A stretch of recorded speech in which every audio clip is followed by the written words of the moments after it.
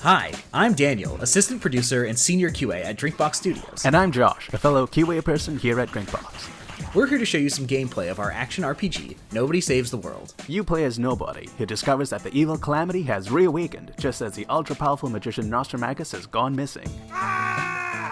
You're trying to locate Nostramagus to get his help, but in the meantime you find his wand, which lets you transform into a bunch of different forms. That's right.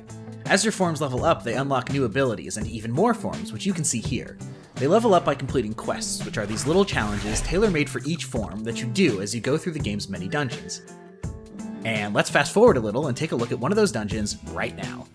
We're in this sort of gritty jail area called the Clank at the moment. Right, and as you can see here, this game has online co-op. When you're in co-op, the game gets a little harder to compensate for having two players. Daniel is using the rat form, and I'm using the horse. Together we make a pretty mediocre petting zoo.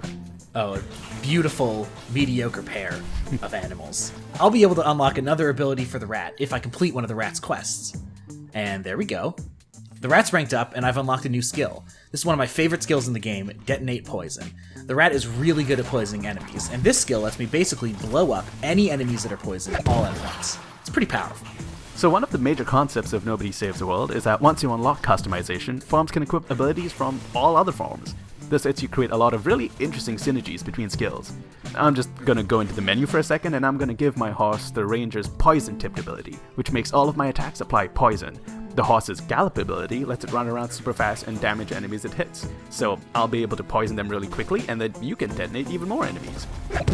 Nice. That's pretty great, but we can make it even better. Like, I can equip Quick Cooldown, which will lower the time it takes to use Detonate Poison again, so I can use it more often. And I can put Stat Explosion on my horse, so that I trigger an extra explosion immediately when poisoning enemies. 2 explosions per enemy sounds pretty good to me for sure. Oh yeah. So this was just a couple of examples of how we could quickly synergize both our builds to play off each other, but there's so much more to discover in the final game. Totally, and by playing in co-op, you basically double your opportunities of making wild combos happen. Thanks for your time, everyone. We hope you check out Nobody Saves the World when it comes out in early 2022.